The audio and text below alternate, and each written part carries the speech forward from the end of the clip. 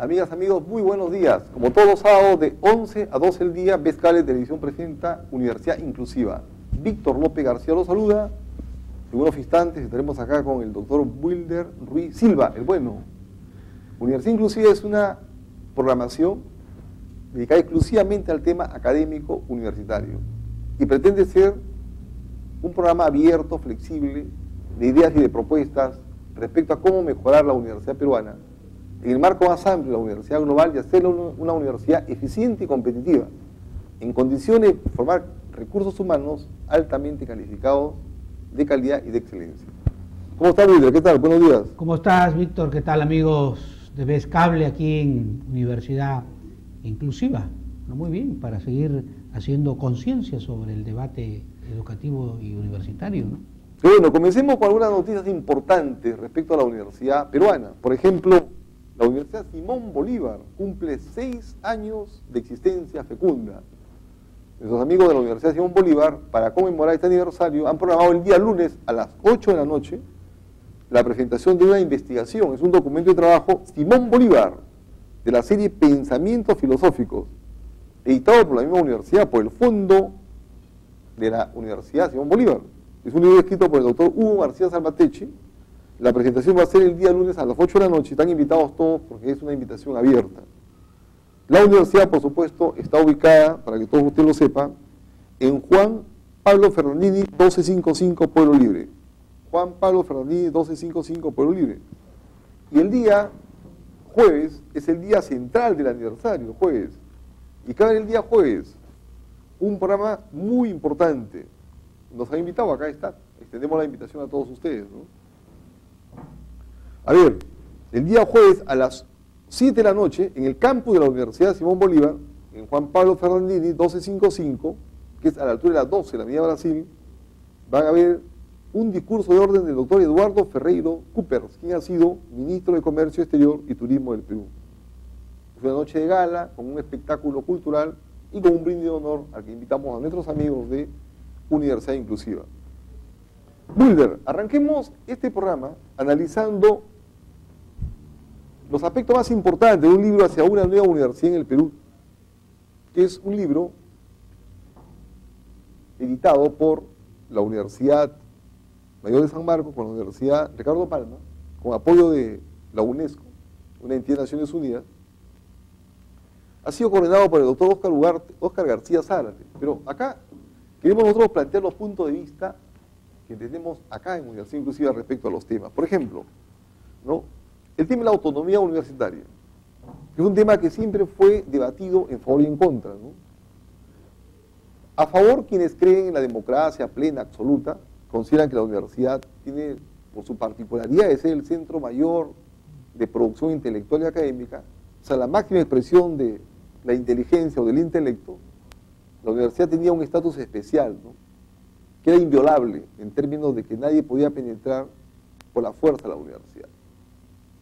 Y también quienes planteaban que la autonomía era una exageración, ¿no?, que no había dentro del marco de un país, dentro del marco de un Estado, ninguna entidad al margen de las otras entidades.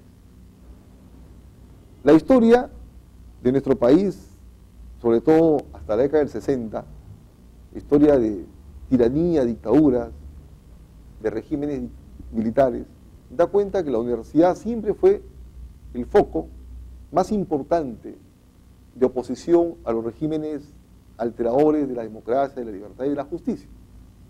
Y la autonomía universitaria se expresaba fundamentalmente en que el campus universitario, donde estaban mayormente los líderes revolucionarios, era inviolable, nadie podía penetrar ahí. Un balance da cuenta que ha habido exageraciones respecto a la autonomía universitaria, pero que es indispensable. Es un punto de vista que yo sostengo. ¿Qué piensas tú? Bueno, la autonomía universitaria es un valor que tiene que estar siendo defendida constantemente a lo largo de su historia. ¿Por qué las universidades han reclamado siempre autonomía? ¿Y por qué los gobiernos le han dado esa autonomía, que es lo más importante? Porque, entre otras cosas, siempre se sobreentendía que la universidad, que es el debate libre de las ideas, en un marco de tolerancia y civilización, y que en ese recinto se preparaban a los hombres y mujeres que iban no solamente a gobernar una nación, sino a gobernar empresarialmente la actividad económica y a formar personas, iba a tener la suficiente lucidez para que esas autoridades universitarias se autogobiernen. Es decir, nadie podía decirle de fuera a la universidad cómo te gobiernas, justamente cuando es la institución que está formando a estas personas. Y en ese marco de tolerancia, en ese marco de debate libre de ideas y de respeto al contenido de lo que se enseña, las universidades mantuvieron esta autonomía.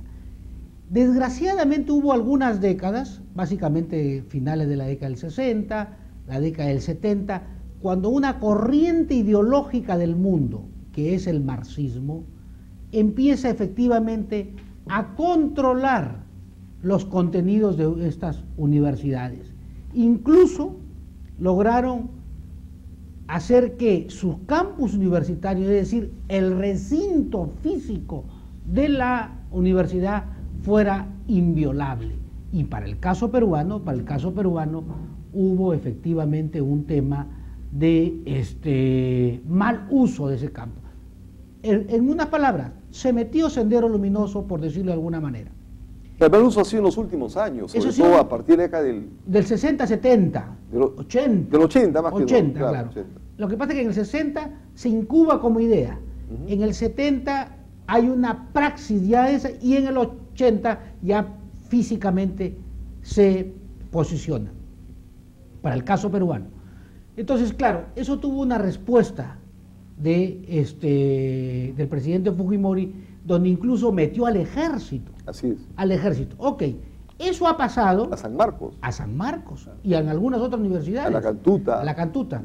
Y claro, cuando fue primer ministro Bayerriestra, en sus primeros minutos de investidura de su gabinete en el Congreso, él empieza en el Congreso diciendo: bueno, buenos días, señores congresistas, quiero anunciar que en estos segundos el ejército está retirándose de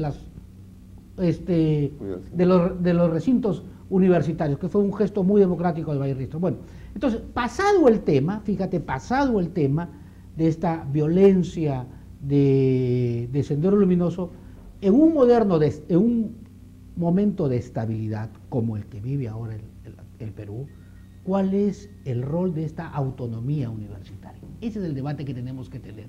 Un rol de una autonomía para que los rectores y los decanos, por ejemplo, puedan hacer uso de esos inmensos recursos que ahora tiene el canon.